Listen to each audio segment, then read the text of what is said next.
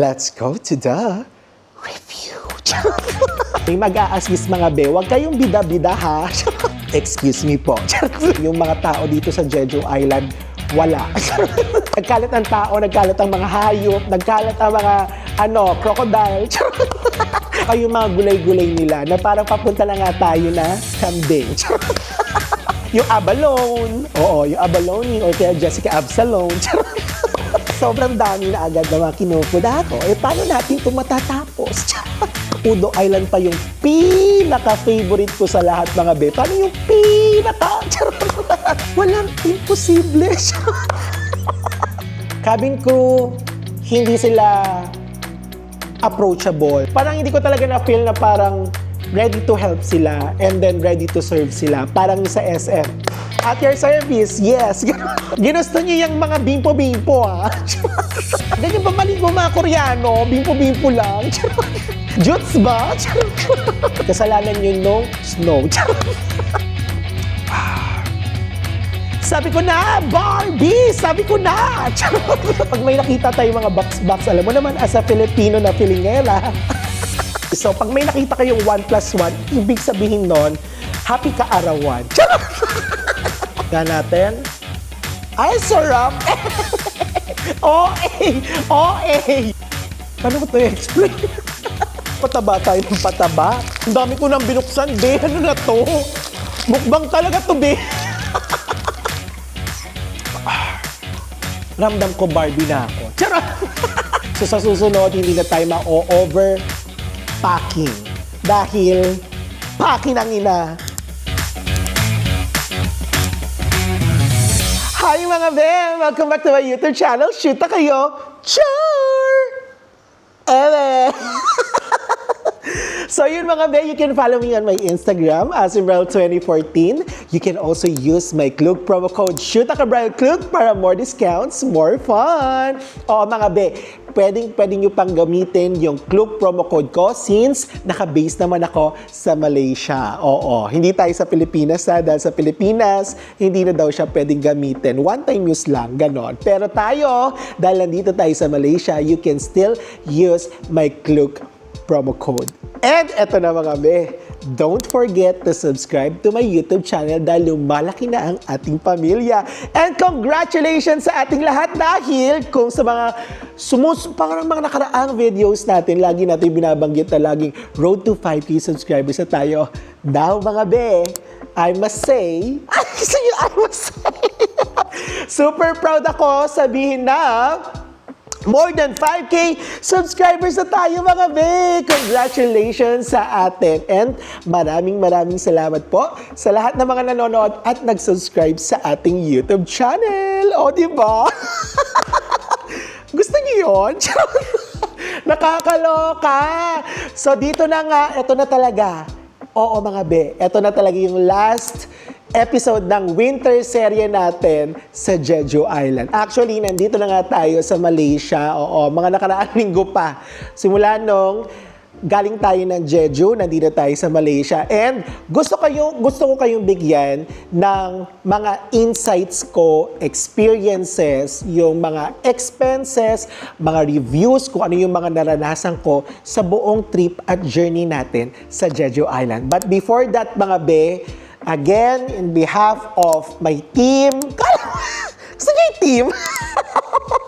Alam mo naman talaga may team. Dahil in behalf ng mga kasama ko, in behalf ng mga nakasama ko sa journey ko dito sa ating YouTube channel mga be, maraming salamat sa inyo. And I hope na dumami pa ang ating pamilya at manganak tayo ng manganak para mas madami pang good vibes at marami pa tayong pagsasamahan. Dahil mga be, marami akong plano at marami na din akong iniisip na mga contents dito sa Malaysia at mga contents outside Malaysia para at least ere-erecho pa rin ang world tour. Gusto niyo world tour? Taylor Swift? Tuloy-tuloy pa rin ang ating world tour, ang ating pagtutour sa iba't ibang bansa. Kaya mga be, kapit lang, i-share nyo to, mag-subscribe at mag-comment kayo para at least alam ko yung mga feedback nyo about sa mga videos natin. Gusto nyo yun? Syempre gusto nyo yun. Ama! Ama, di na natin patatagalin itong mga Ben. Dami ko na naman kodao. Meron tayong kodigo mga be ha. Kasi hindi naman AI si Akla, ano. Hindi naman na ako nag-aaral para kami saduhin lahat ng mga bagay-bagay. So, meron tayo dito ng kodigo para mas madali ko sa inyong ma-explain kung ano ba yung mga kailangan nyong malaman doon sa naging journey natin sa Jeju Island. So ito ay ang Jeju Island Experience Review Expenses at syempre yung mga pasalubong. Nakikita nyo naman, di ba? Yung mga pasalubong na mga binili natin for ourselves at saka sa mga few deserving na mga friends natin. But hindi muna tayo pupunta dito. Let's go first to the sa experiences natin. So first, Jeju Island Airport and Immigration. So si airport ng Jeju Island mga be, maliit lang talaga siya. Hindi siya ganong kalakihan. So kung nakita niyo yung first vlog natin, first episode ng Jeju Island natin, as in parang few minutes away, doon na agad yung registration. So for the registration, yung parang online arrival at saka yung physical arrival card nila. So pwede nyo siyang gawin both ways. So after nun is yung immigration. Pipila kayo. May mag-a-assist mga be. Huwag kayong bida-bida ha. Pag kinawayan kayo, punta kayo dito sa line. Pag kinawayan kayo dito, punta kayo sa line. Kasi mga be, yung dating ng mga flight doon sa Jeju Island is hindi siya ganun kadami. So, alam na mga immigration kung saan kayo pwedeng ipila. That super luwag talaga ng immigration nila. So, mag-follow tayo doon sa mga immigration officers kung saan tayo dinadala. So, ito mga be, kuda ko lang. Ang dami kasing lumalabas na mga haka-haka, mga information, mga post, even doon sa mga Jeju Island post, Filipino in Jeju Island, na ang daming hindi nakaka-enter ng Jeju Island. So, hindi siya mako-consider as offload mga beha. So, ang parang terminology ata dyan is hindi ka nakapasok. Ganon. So, ito mga be, ang dami kasing kuda, ang daming mga eksena na hindi daw mga nakakapasok, may mga parang second interview, tapos ang daming mga documents na mga hinahanap. So ito mga be, based on my experience and based doon sa nakita namin na pila sa immigration, first is sobrang bilis lang. Second is ang babait ng mga immigration. So, based on my experience, ito yung experience ko lang naman mga beha. Again, inuulit ko, ito ay base sa experience lang po namin. So, hindi po kami nahirapan. So, ang nangyari, sa pila, meron siyang parang barcode. So, doon sa barcode na yan, mirror yan, hindi ka pwedeng pumasok. Hindi po pwedeng magdalawahan, magtatluhan, or mag-group. Isa-isa po talaga siya. So, either magkakasama kayo, may tendency na magkakaiwalay kayo, may tendency na magkakasunod kayo, pero isa-isa po ang pasok sa immigration. So, tinanong lang naman sa akin is, nagtatrabaho ka sa Malaysia? Yes po. Gano'n lang pa. Walang naman po. Yes lang. Charot. Yes. Gano'n. Siyempre, maintindihan ba ng Koreano yung po? Tapos, tinignan niya lang yung passport ko ng ilang minuto. And after that, face the camera, tapos parang may biometrics. And then sabi niya, salamat po. Welcome to Jeju Island. Mabuhay.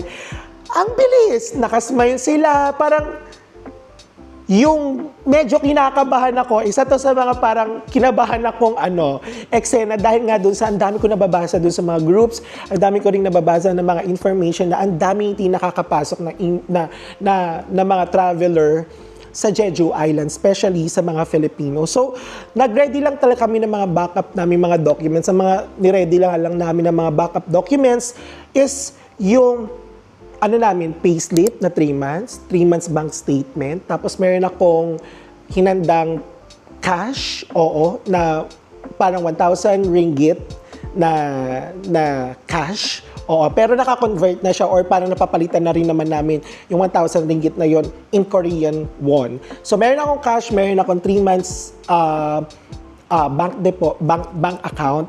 Tapos meron din akong COE from my company o Certificate of Employment.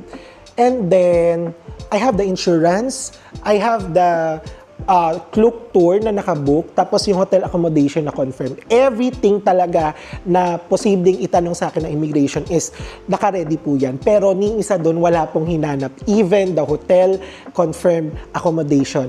As in, wala po talagang hinanap. So yun, based on Jeju Island Airport and Jeju Island Immigration, sobrang smooth. Sobrang straight to the point din yung airport, malinis, organized, and hindi kayo mahihirapang maglakad if you have kids, if you have senior citizens. And if you have those backup documents na magpo-proof, na kayo ay legit talaga na magta-travel sa Jeju Island, wala kayong dapat ikatakot dahil hindi naman kayo magtatrabaho doon. Ang intention nyo talaga is travel! Di ba? So let's go to the people. Yung people of Jeju Island. So, ang napansin ko sa people ng Jeju Island is malakas silang magsalita. So, pero in-explain naman siya sa amin nung nung mga tour guide namin, like for example si Hamni, yan, dahil nga malakas ang hangin, malakas ang yung wave sounds ng dagat. So, yung usual na pasigaw nila is usual na tone of voice nila. So, hindi sila galit, pero malakas ang boses nila. Kaya kung first time kayo sa Jeju Island at nakita nyo na or narinig nyo na parang malakas yung boses nila or quite aggressive, so very typical lang po yun dahil nakatira sila sa island. So, don't be shocked. Mga bet, wag rin tayong maggulat na parang, ganito pala yung hindi. Ganun talaga yung boses nila kasi nakatira sila sa island. And then, ang nakakatuwa pa, napakababait nila mga be. Ready to help. And then also, alam mo yung parang excited sila na i-assist kayo. Yun yung parang very, napansin ko sa Jeju Island. And then, alam niyo yun, para sila mga Pilipino din. So, para siguro, dahil umuusbong na yung turismo doon sa island na to, so parang na-overwhelmed din sila kung paano nila i-assist kami or paano kami tratuhin sa mga restaurant, paano kami tratuhin doon sa mga night market, kung paano kami i-assist sa mga tindahan. Lagi silang nakasmile. Yun yung parang napansin ko. And then, ready to help din sila. At nakakatuwa lang din, even though hindi sila makapagsalita ng English, hindi talaga sila fluent in English, but they're trying themselves na makipag-communicate sa mga turistang katulad namin. And then, if meron naman kayong problema sa language pagdating sa people doon sa Jeju Island, meron naman mga translator, Google Translate. And then, meron din mga Korean translator, pero ilalagay ko na lang dito para at least ma-download nyo siya before kayo pumunta ng Jeju Island. Ang nakakatuwa dito, mga be, yung mga tao dito sa Jeju Island, wala. Sa daan nakita nyo naman sa vlog ko, kung papansin nyo, wala masyadong tao sa labas. Hindi siya very Malaysia, hindi siya very Southeast Asia, hindi siya pwede very Philippines na nagkalat ang tao, nagkalat ang mga hayop, nagkalat ang mga crocodile. Hindi, wala talagang masyadong tao. Merong tao, konti lang, mga naglalakad, especially din sa mga tourist area, pero yung mga ibang alleys, at saka yung mga ibang streets, nakita nyo naman yan, hindi masyadong naglalabasan ang mga lokal at hindi naglalabasan masyado ang mga tao. Very consistent sila na very few lang talaga yung people na nakatira sa Jeju Island. Diba? Saka nakakatuwa pa mga be, based on my experience na habang nag-vlog ako dito sa Jeju Island, wala silang pakialam. Kumbaga parang dito, sobrang free mo. You can do yung pag-vlogging without any people na parang nakatingin sa'yo or parang, ay, ano ba ito, nag-vlog, ganyan. Tapos kapag nag-grip sa ng camera, dead man lang. So kumbaga parang, you can do what you want as long as hindi ka makakasagabal sa mga tao doon mismo sa Jeju. Di ba? Nakakatuwa.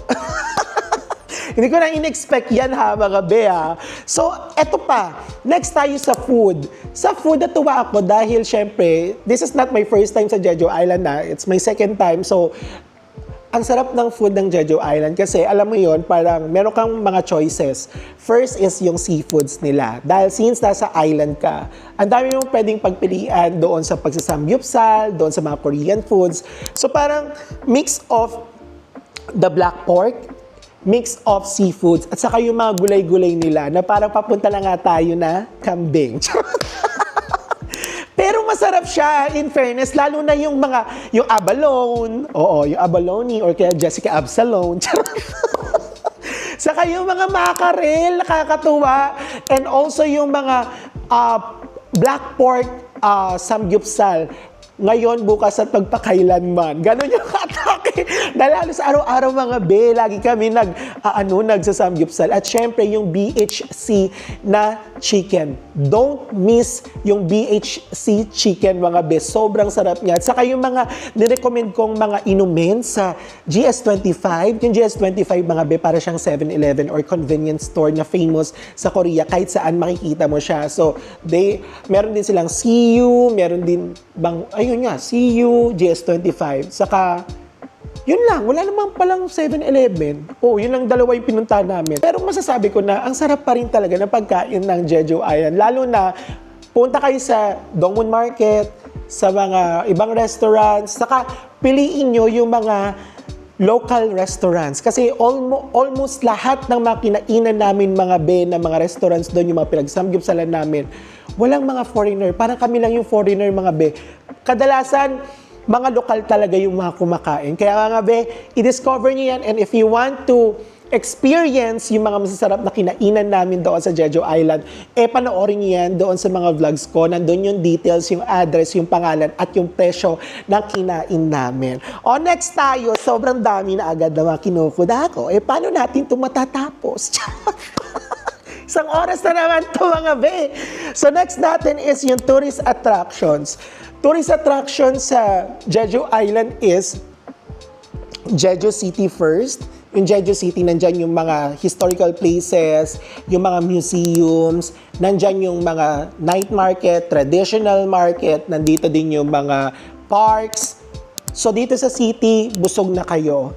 Marami rin ditong mga cafes. Second is yung nature. Oo, sa nature, bawing-bawi talaga kayo. Kung gusto nyo ng taimtim, gusto nyo ng nature, gusto nyo na mapag-isa, gusto nyo lang ng katahimikan, gusto nyo lang mabusog yung mata nyo ng nature, at gusto nyo magkaroon ng buffet for your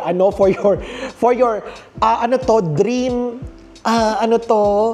nature experience, punta kayo ng Jeju Island. And don't forget mga be, na isama rin sa itinerary nyo ang Udo Island. Nakita nyo naman yan doon sa vlog natin, di ba? Grabe. Hindi ko inaasahan na yung Udo Island pa yung pinaka-favorite ko sa lahat mga be. Paano yung pinaka? And ayun na, yung winter experience natin. Very memorable niya talaga mga be. So, hindi ko rin inaasahan na for 2 days,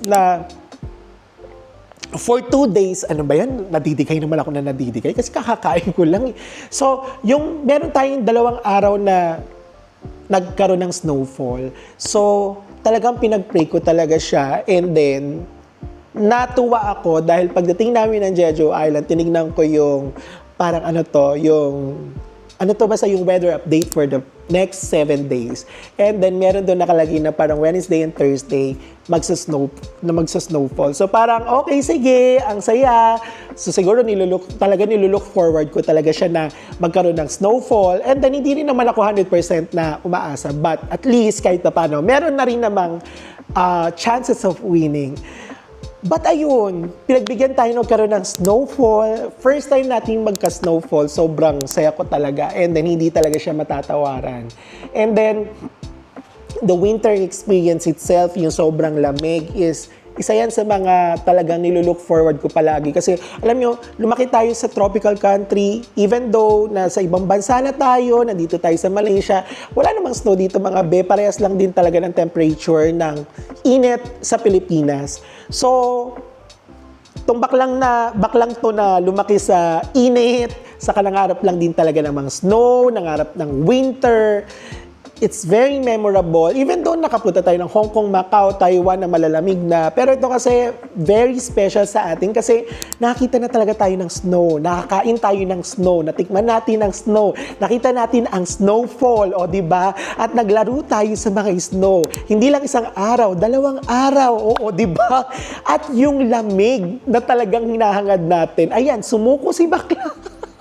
Iba rin kasi talaga yung lamig dun mga be kasi nga since island siya, yung hangin parang tumatagos talaga siya sa kalamnan. So parang ano talaga siya, very sharp yung pagkalamig niya. So super hirap din talaga. But at the same time, since hindi naman araw-araw nangyayari sa buhay natin ang makaranas tayo ng snow. Kaya yun, ine-enjoy ko talaga siya at super ninamnam ko talaga yung mga days na ini-experience natin yung winter dahil hindi everyday winter ang nararanasan natin. Kaya kayo mga be, if you're dreaming na one day makaka-experience kayo ng snow, i-manifest nyo lang yan, magsumikap, kumayod. Dahil kung magmamanifest na kayo ng magmamanifest at hindi rin naman kayo magsisipag, wala din, di ba? Katulad ko, talaga nagsipag lang talaga ako. Pinag-ipunan ko talaga tong trip na to para ma-experience ko yung mga bagay na hindi ko na-experience dati. Oh, gusto niyo yon? Nanermon na si bakla. Kasi mga be, gusto ko rin ma-experience nyo yan. Kung ako na-experience ko siya, walang imposible. Basta nandyan yung sipag, tiyaga, determinasyon. Saka syempre yung eagerness natin palagi na lagi tayong naglo-look forward na, gusto ko magka-snow. Gusto ko maranasan tong mga bagay na to. Diba? Walang imposible. Gusto niyo yon? Diyos ko, dahil nangaral na tayo. So, dito nagtatapos yung experience natin. So, let's go to the next topic, which is the review. Let's go to the review. So, i-review natin yung mga kinuha nating mga services. So, first would be our flight, which is yung Scoot flight. Si Scoot, wala tayong option kasi ito lang yung airline na magiging komportable tayo since we are living here in Kuala Lumpur. So yung flight natin is from Kuala Lumpur, Singapore to Jeju Island. Meron lang tayong 4 hours na layover sa Singapore. So what is my experience dito sa airline na to? First is that isa siya sa murang flight papunta ng Jeju Island, which is good. Tapos yung counter nila, napakabilis, lalo na dito sa Kuala Lumpur, sobrang smooth. And then, ang maganda dito sa airline na to is meron silang 10 kilograms hand carry baggage. Punta tayo doon sa services nung nandun na tayo sa aircraft. Sa cabin crew, hindi sila approachable. Kumbaga parang hindi sila approachable, hindi sila nag-i-smile. Tapos, alam mo yung parang, ito na yung pagkain nyo. Buksan mo yung table. Kumbaga parang inuutusan ka talaga. Tapos, bibigay pagkain. Tapos, anong gusto mo? Tubig or Coke? Coke? Dadaling ko. Parang ganun, parang hindi siya customer service. Wala silang, parang wala yung pagiging customer service. Ganon, sa mga cabin crew. And then, second is mainit yung aircraft. Makikita nyo doon, ito, papakita ko. Siguro meron akong video, kung natabi ko pa, ayan, pakita ko sa iyo. Or nakita nyo man doon sa una kong video, nagpapaypay kami. Hindi lang kami yung nagpapaypay doon. Ang dami, especially from Kuala Lumpur to Singapore, sobrang init nung aircraft. Same as Kuala Lumpur to Singapore, nung pauwi kami, mainit yung aircraft. And then from Singapore to Jeju, hindi masyadong mainit, hindi rin ganun kalamigan. Kumbaga parang katamtaman lang pero magpapawis ka. Same as Jeju to Singapore, hindi ganun kalamigan.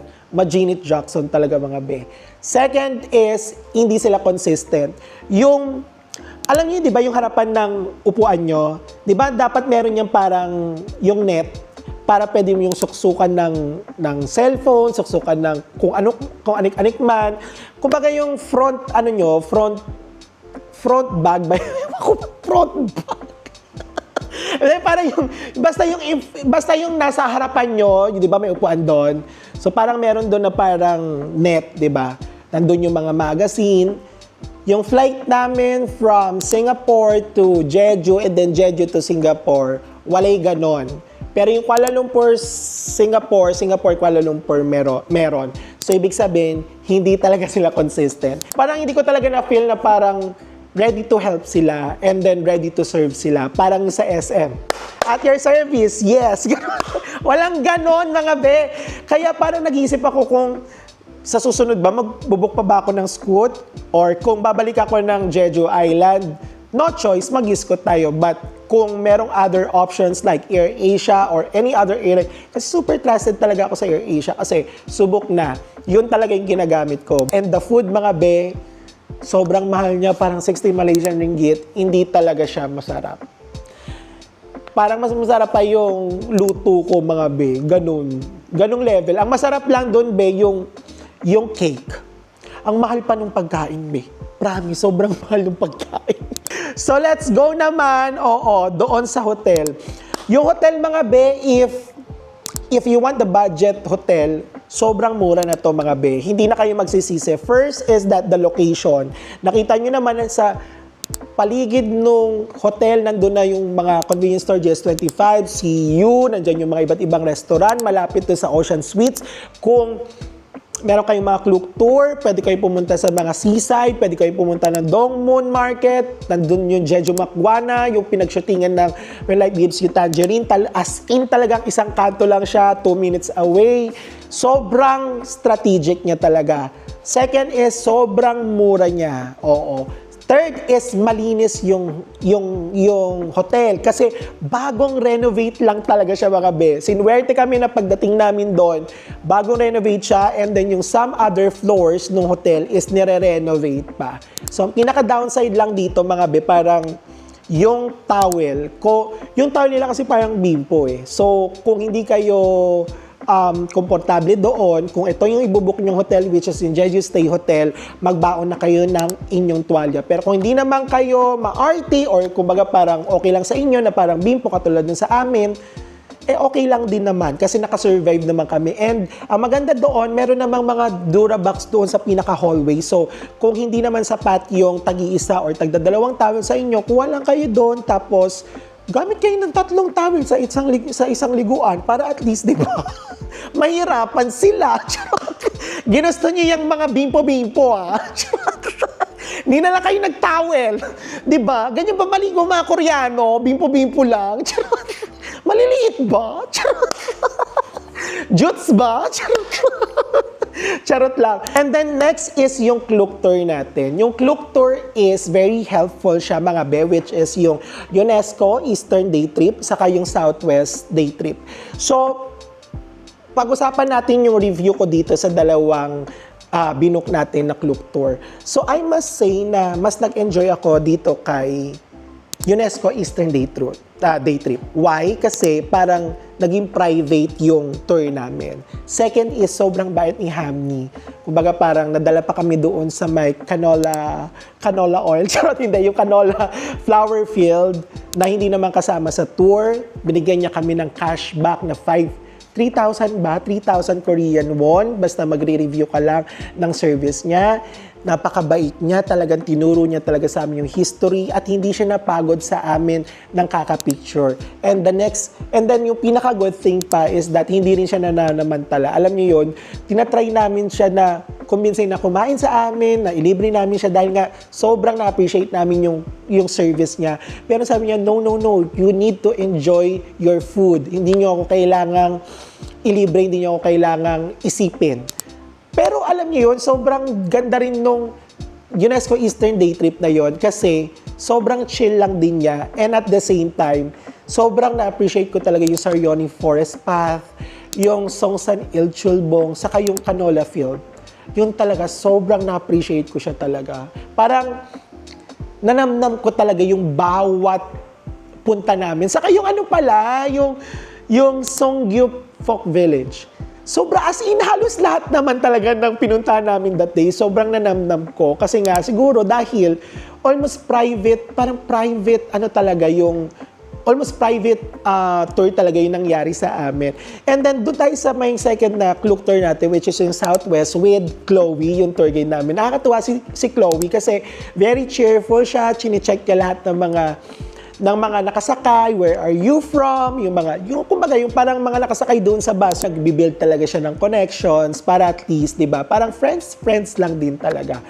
Ang ayoko lang doon sa tour na yon, even though naranasan natin doon yung snow, yung snowfall, yung mga snow na kinain natin, kumbaga parang ang daming cancellations doon. First is yung Halasan Mountain na dapat talaga is yun yung pupuntahan natin. And also yung altitude 1100 na parang isang buong haba siya na puro snow. Na-cancel din siya dahil nga doon sa weather. So hindi naman kasalanan ng Klook yun at hindi naman siya kasalanan ni Chloe. Kasalanan yun nung snow. Pero kasi 'di ba parang siguro dahil for our own safety na din, mas maganda rin naman na hindi na rin siya natuloy. So, ayun, nakakatuwa lang din kasi na-experience natin yung snow. But at the same time, isa pang hindi ko masyado nagustuhan dun is masyado tayo nagmamadali sa lahat ng mga pinupuntahan natin. Kumbaga parang, alam mo yung para kaming mga kabayo, ganun, mga takbo kung takbo. Kaya, kung isipin nyo, nakapag-vlog pa ako ng ganun na, nakapag-montage pa ako ng bonggang-bongga doon. Pero grabe, 35, parang 40 minutes, 50 minutes. Ang eksena, lalakad ka pa, tapos kukuda pa siya ng konti before kami maglakad. So parang mas na-enjoy namin is yung UNESCO Eastern Day Trip. Dala rin kayo ng haplas para at least kung nasusuka kayo or para nahihilo kayo, meron kayong panglaban at candy or kaya tsokolate. Peras mansanas na marami. So next natin is yung Uber taxi. Yung Uber taxi mga smooth lang siya. So, pwede nyo ilagay yung credit card nyo or yung debit card nyo when you register your Uber.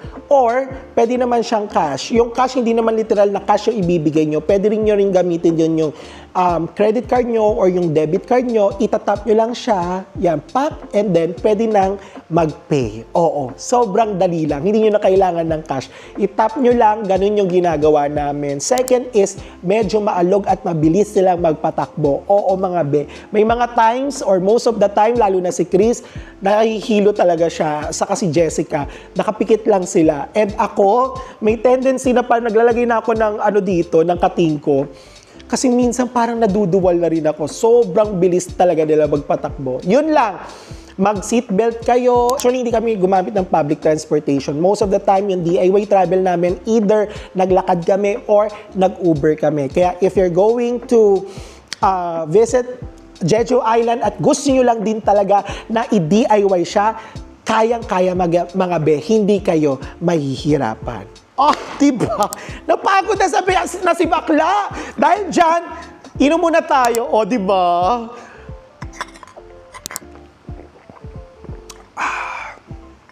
Sabi ko na, Barbie! Sabi ko na!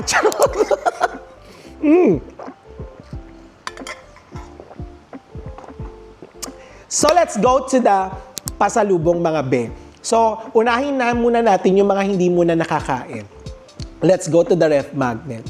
Ito is isa sa mga ref magnet na binili namin. So, nadagdag na lang to kasi nga nawala nga yung ref magnet namin. Ang ganda, diba? So, this one cost 8,000 Korean won. Pero ito, hindi 8,000. Ito ay 10,000 Korean won. Binili na to ni Chad sa mismong Jeju International Airport. Ang ganda, diba? Ito naman sa Dongmun Market, 5,000 Korean won lang to, mga And next is yung ito. Favorite ko to kasi isa to sa mga iconic landmarks and tourist attractions sa Jeju City, which is ito. O, diba? Ang cutie. I love Jeju Island. So, 5,000 Korean won din to sa Dongmun Market. Ito ata yung red and white horse na lighthouse. Oo. And then, next natin is ito, si Dol Harubang. So, nabili ko to doon sa Tangerine Bee. Nagkakalaga lang to ng 8,000. Sa Dongmun Market, mga nasa 10 to 12,000 Korean won. Pero doon sa Tangerine Bee, nasa lang to mga 8,000 Korean won. Diba? Mahal na mahal ko talaga tong si Dol Harubang. Kasi nakikita ko talaga siya kahit saan. Kahit nung unang punta namin ng Jeju Island, naloloka na talaga ako. Sabi ko, parang courting, siya? Alam niyo na. Pero pala, Stone grandfather pala siya. Kumali naman kasi iniisip ko. So, eto, bumili rin ako ng ganito, yung pinaka-statue. Kasi mga every time na pupunta ako sa iba-ibang bansa, nangongolekta talaga ako ng mga ganito. Yung parang mga statue, mga miniature, ganyan. Yung mga mini-mini lang. Pero ito kasi, ang laki. Kasi ito'y nagkakalaga ng 10,000 Korean won. And ang bait nung binilhan namin kasi binigyan pa niya ako ng maliit na stone grandfather for free. Nainganyo kami kasi nga syempre, symbol of Jeju Island is Dol Harubang. Kasi kahit saan kayo makakita or saan kayo lumibot sa Jeju Island, nandiyan sila. Hindi nyo sila talaga, hindi kayo tatantanan ng Dol Harubang mga be. Makikita nyo siya talaga kahit saan. And then ito din, Dol Harubang din. Binili ko rin to doon sa Tangerine Bee and doon nyo lang siya makikita. Hindi nyo to makikita sa Dongmun Market. Ang maganda dito is ito kasi itong mga stick na to, saka itong parang ganito, ito yung traditional gates ng Jeju Island. Kaya binili ko siya. And then, meron Dol Harubang. Diba? Hindi naman tayo talaga obvious na fanay tayo ng Dol Harubang. Hindi ko alam, but syempre, pag nakita mo yan, may masasabi mo agad, Jeju pala siya. Diba? So let's go naman dito sa mga pagkain. So meron tayo ditong malaking boxes. Alam niyo naman mga be, gaya nga ng sabi ko sa inyo, kapag may nakita tayo mga box, alam mo naman as a Filipino na filingera, pag may nakita tayong box, syempre, yaman! So ito mga be, binili ko lang to sa Martro, doon sa grocery. So pag may nakita kayong 1+1, ibig sabihin nun, happy ka-arawan. 1+1, happy ka-arawan. Selecta yarn ice cream. Hindi. Yung 1+1 mga be, ibig sabihin is buy one, free one. So don't forget mga be ha, hindi isa lang ang kukunin. 1+1 is equals to 2. Charot, hindi. So nga, 1+1 is equals to 2. Kaya dalawang bilhin nyo. Ito yung nakakalaga ng 15,000 Korean won. So bumili ako na itong malaki and meron naman itong version na maliit. Yung maliit is 10,000 Korean won. 1+1 din siya. So yung dalawa na ipamigay ko na sa mga deserving na mga friendly natin. Oh, gusto niyo yun? So itong malaki is para sa amin naman. So ngayon, it's time for us na tikman naman tong Jeju Assorted Tart. O, di ba? Mga be, doon nyo siya bilhin, doon kayo bumili nito sa Martro. Yung malapit sa top 10, saka malapit dun sa BHC Chicken. Makikita nyo na agad yun, or search nyo na lang siya sa Naver Maps or kaya sa Google. Martro. Ito yung isa sa parang very famous at pinupuntahan talaga sa Jeju City na grocery store. Oo, doon yung bilhin kasi hindi to naka-buy one take one sa mga sa Dongmun Market eh. So what's in the box? Diyos ko, sinama ko pa kayo sa kalokohan ko. Ayan na mga be. Tsanjararan, tsanjararan, tsan. Ay, kabog! Kasi meron siyang flavor na udo peanut, halabong, green tea, and mandarin. So paano to lahat kakainin natin, be? So, ang laman niya is, ilang piraso lang? 2, 4, 6, 8, 10, 12. So, mamili na lang tayo kung ano yung makakain natin. Try natin. Oh, stop! Ay, ako rin naman bali namili. Ano to? Udo Peanut Tart. Oh, ito siya mga beha. Oh, buksan natin. Tikman natin para at least, alam nyo, kung masarap siya or hindi. E di kung hindi, e di ako na lang yung bumili ng mali. Hindi na kayo bibili nito, di ba? Oh, salok natin. Cheers mga be. Oh, Udo Peanut Tart. Ito siya, yung plastic. Udo Peanut Tart. Man nga natin. Ay, sarap! OA! Hindi pa nga natitikman. Masarap daw din naman tala. Charot lang. Charot lang. Oh, cheers mga be. Tikman natin.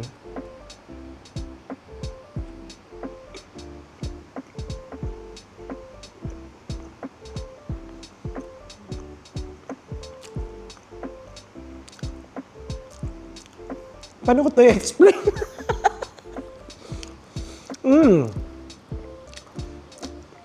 Itong pinaka-feeling niya, para lang siyang chocolate. Alam mo yung parang mga goya-goya, ganyan. Para siyang milk chocolate. Sabi diba, Udo Peanut Tart. Hindi ko nalasahan yung pagka-tart. Ang nalasahan ko is ito, yung pinakataas is chocolate. Yung taas, ito, chocolate siya. Tapos yung baba, parang jelly. Tama nga ako. Ayan siya, parang siyang jelly.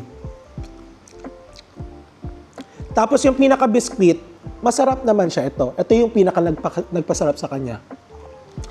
Pero yung inaasahan nating tart, mas masarap pa yung mga tart natin sa Pilipinas. So, 1 to 10, 5 lang to. Parang hindi recommend. Hoy, naging honest lang talaga ako dito, mga beha. Pwede niyong bilhin, pampasalubong. Ang ganda, nakakasyala kasi yung box. Tignan nyo naman, sa pati yung presentation. Pero yung lasa, sobrang tamis. Unang kagat, diabetes agad. Ang masasabi nyo lang ay, hello, hello mga kalanggam. Charot! Ang ganda kasi ng box. Diba, pag nabigyan ka lang ganitong pasalubong, parang nakakasyala, diba?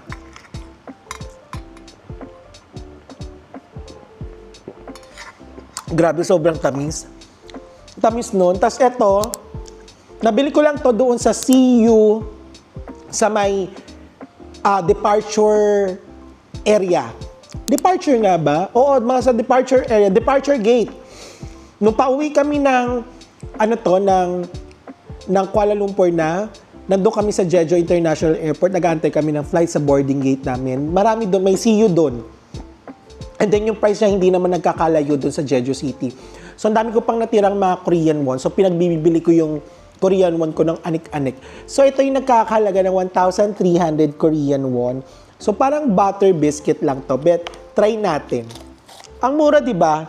So syempre, tingnan nyo naman yung karton. Kapag pinamigay nyo naman yan or pinagyabang nyo sa mga friend nyo, bida-bida na kayo noon. Kasi syempre, galing Korea, di ba? Try nga natin. Ito yung pinakalaman niya. Dalawa yung laman sa loob. Ayan siya, oh. 1 and 2. Ayan. Tikman natin. Ito siya. 1,300 Korean won.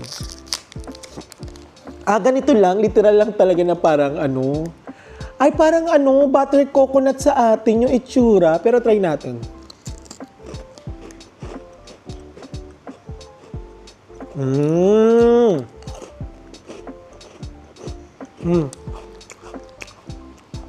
Para siyang yung coconut, yung Nissin's coconut butter biscuit sa atin. Pero ito medyo light. Ang nararamdaman ko lang dito is yung pinaka-biscuit, light yung butter, and then light lang yung coconut na flavor. So, kung gusto nyo itong iuwi at gusto nyo itong bilhin as a pasalubong, recommended to. So, 8 out of 10 kasi hindi siya ganun katamisan at pwedeng-pwede sa panlasang Pinoy. Approved. So, next naman natin is itong Korean na parang chichirya. Ano to? Garlic and chili mayo. Hindi ko lang talaga mabasa na yung nakalagay kasi ang English lang is garlic and chili mayo. So, ito yung nagkakalaga ng, saan yung presyo nito? Meron tong presyo 1,200 Korean won. So, nabili ko lang din to sa CU doon before kami mag-boarding, sa may boarding gate. Kasama nung biscuit. Ay, meron siyang pasos! May sauce siya, tapos dalawang ganito ulit yung laman sa loob. Pero try lang natin. Masarap to. Diyos ko dahil, pataba tayo ng pataba. Ang usapan mga be, pasalubong lang. Hindi mukbang, bakla kayo. Tikman natin. Cheers mga be. Ay, ito masarap. Pero hindi masarap nga to. Wala kang ramdam ng oil. Ang mararamdaman mo dito is yung sour taste. And then siguro ito yung mayonnaise, pero hindi na natin bubuksan, be, kasi hindi ko naman mauubos to. Tinikman ko lang, mga be. So far, ito yung pinakamasarap. Yung mayonnaise, masarap talaga siya. Walang halong ebas. Sa 1,200 Korean won, hanapin nyo to sa CU. Ito, screenshot ko na yan. Garlic and chili mayo. Masim-masim siya. Parang sweet, parang sour and cream yung atake niya. And next is, ito pa rin. Sa CU pa rin to, sa may departure area. Doon ko siya nabili. Magkakasama sila nitong tatlo na to. Yeah, magkakasama sila. Pero ang dami kong binili nito mga B, para siguro mga tag-5 ata. Kasi ang dami ko pa natirang Korean mode. So kung ano lang yung mga nakita kong mga nakabox na pwedeng, alam niyo yung parang, nakakasyala. Saka parang, okay, galing talaga siya ng Korea. Binili ko, di ba? Ganun naman yun, di ba? Ay, kada box talaga nila. Kasi nasa Korea, sa isang box na ganito, dala-dalawa yung niya. Yung laman, ayan. Tikman natin mga be. Ang dami ko nang binuksan, be. Ano na to? Mukbang talaga to, be.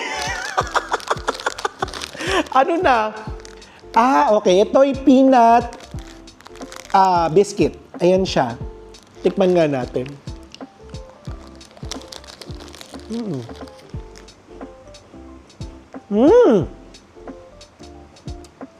Ang harap na to.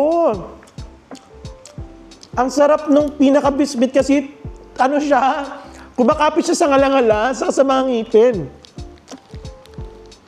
May kalasa to sa atin Peanut butter biscuit.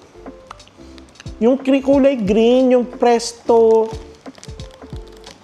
cream, yung kulay green na biscuit sa atin. Pero ito, parang mas banayan siya, yung parang mas pino. Tas kalasa nga niya yung Presto cream na kulay green na biscuit sa atin. Pero ito kasi, sobrang pino. Ito kasi parang udo peanut butter. Uy, kapag pumunta kayo ng Korea at nakita nyo to sa CU, bilhin nyo to. Very recommended to. 10 out of 10 ako dito. So far, itong dalawa na to yung pinakamasarap na natikman ko. Next na natin is ito. Actually, 4 to mga B. 2 na lang yung natira kasi pinamigay ko na. So, tingnan natin yung Udo Peanut. So, yung 4 na pirasan na to mga B, maganda tong pamigay na nagkakalaga to ng 5,980 Korean won. 5,980 Korean won. 4 na piraso naman na siya mga B. Mga nakabox na siya. So, try natin yung isa. Ano ba to? Para nabibilaukan na ako, be. Sa dami ng mga pinagkakakain natin. Peanut Choco Crunch. Daw siya, nakalagay. Peanut Choco Crunch. Diyos ko, dayang haba na ng vlog natin. Paano nyo naman ito tatapusin? Charot. Pero sana tapusin nyo ito mga be. Ayan siya,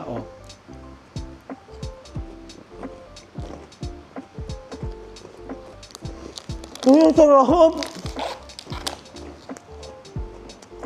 Ay, ang sarap. Uy, ang sarap nito. Alam niyo yung parang may chocolate, may pinipig, tapos may peanut sa loob. Ang sarap. Ito. 10 out of 10 din siya. Hindi siya ganun katamisan. Meron siyang chocolate na coating, tapos parang may pinipig na naka-coat din doon mismo sa mga peanuts. Ang sarap, 10 out of 10. 5,980, 4 pieces, pero ang natira na lang sa atin is 2. Uy, masarap to. Very recommended to. Last but not the least, is itong Jeju Halabong Jelly. Tikman natin. Ito yung nagkakalaga ng 2,800 Korean won. Isa to sa mga pinakamura. Nabili rin namin to sa Martro Grocery. Puntahan niyo yun. Grabe, busog na ako. Ang tatamis.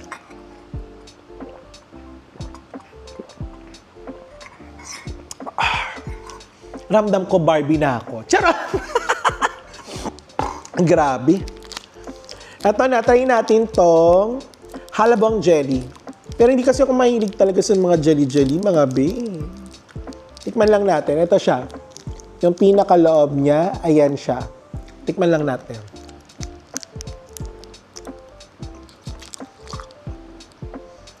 May masarap siya, ha?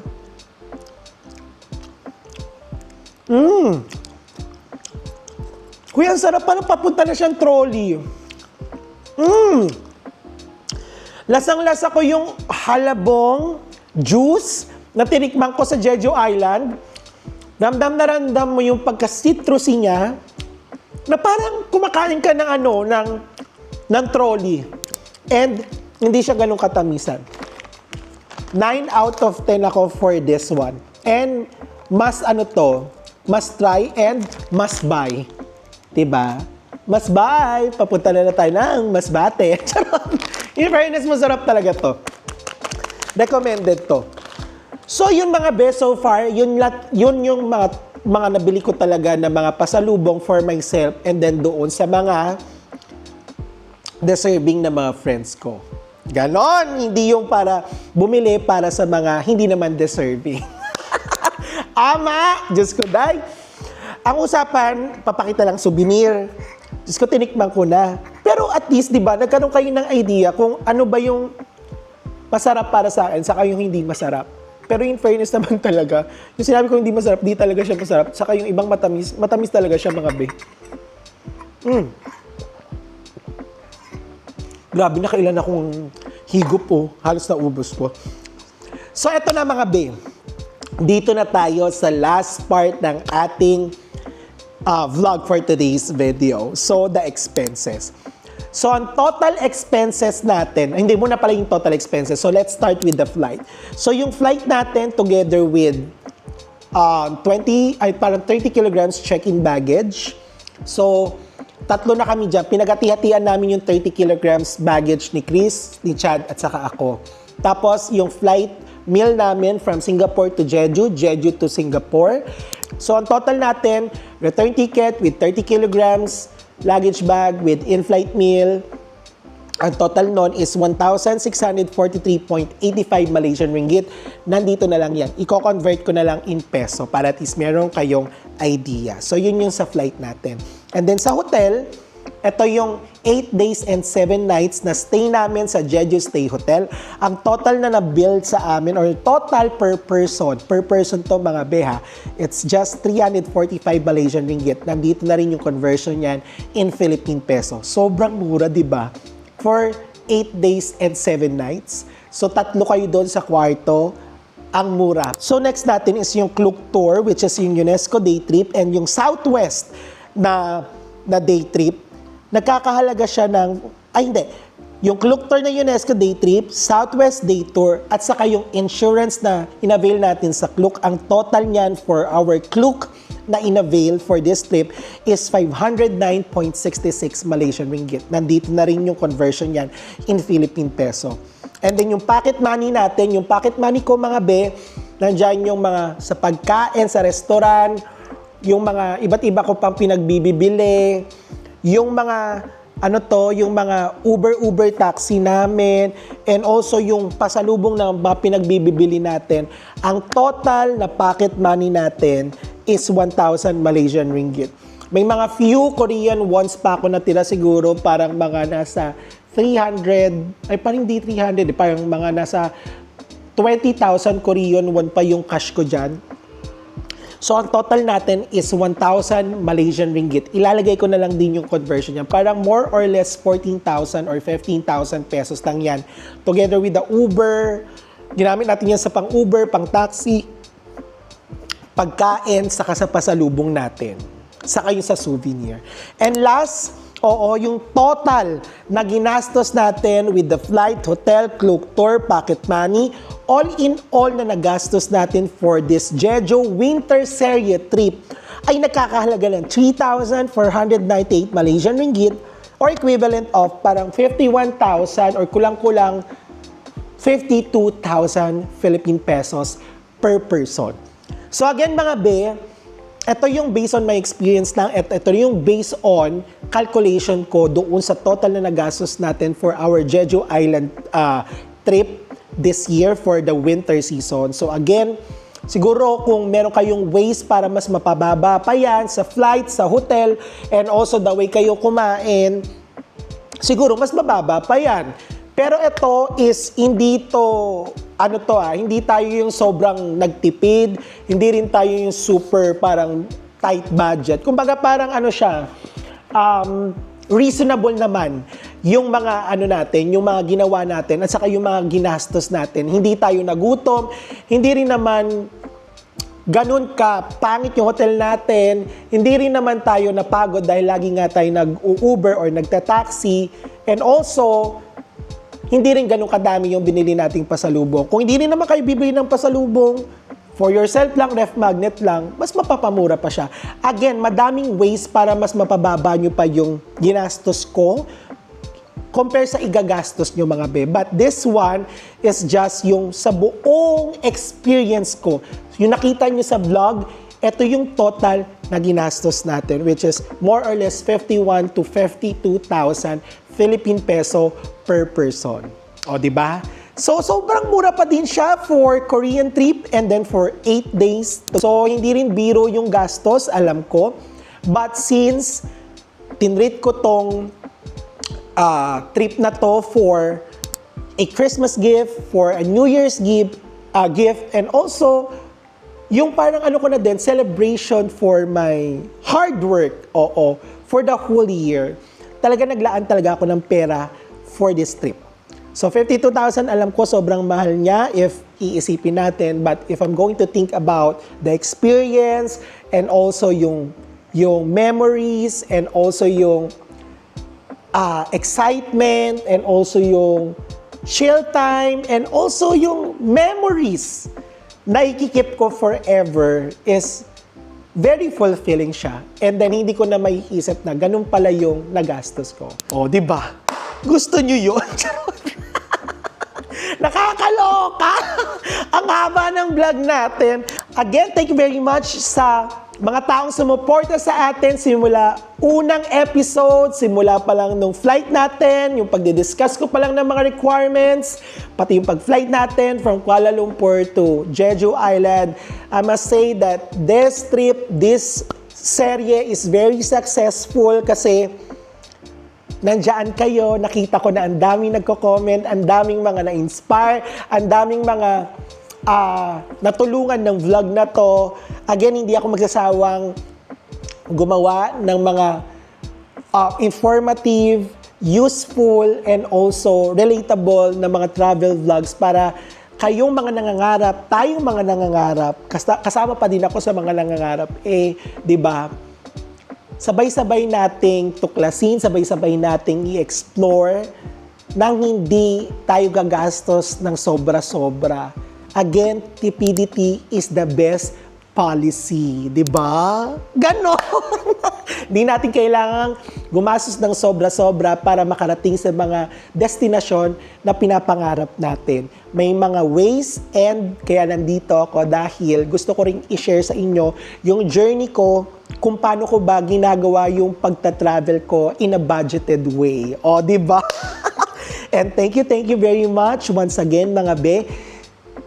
Sa more than 5,000 subscribers na tumutok, nag-click, hindi nagdalawang isip na samahan ako sa journey na to. Simula pa lang to mga be, dahil sa mga susunod na mga vlogs natin is mag-vlog ako about 5K subscriber celebration natin and if i-feature natin yung some places here in Kuala Lumpur na pwede nyo puntahan na hindi kayo gagastos ng malaki at mga free entrance pa yan.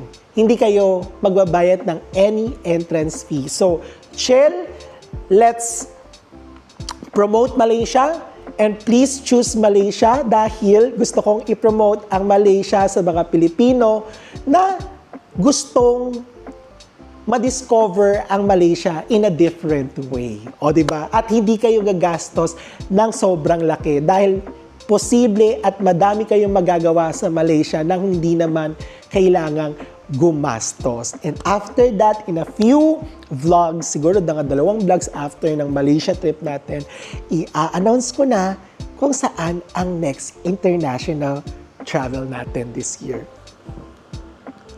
May budget. Pinag-ipunan ko to dahil itong vlog na to is vlog for healing and for chill din talaga mga bakla. So again, thank you very much. Don't forget to like, share, and subscribe. And hit the notification bell mga be para lagi kayong updated sa video ni Akla. Again, maraming salamat at pasensya na sa sobrang tagal ng video na to. And I hope na marami kayong natutunan at marami rin akong nabigay sa inyong mga information, insights, review, and also my experiences. Hanggang sa muling, hanggang sa muling pagkikita ulit natin mga be, and see you on my next vlog. Bye mga be! Ganon! Bakit namatay ang energy? See you on my next vlog mga be! Bye!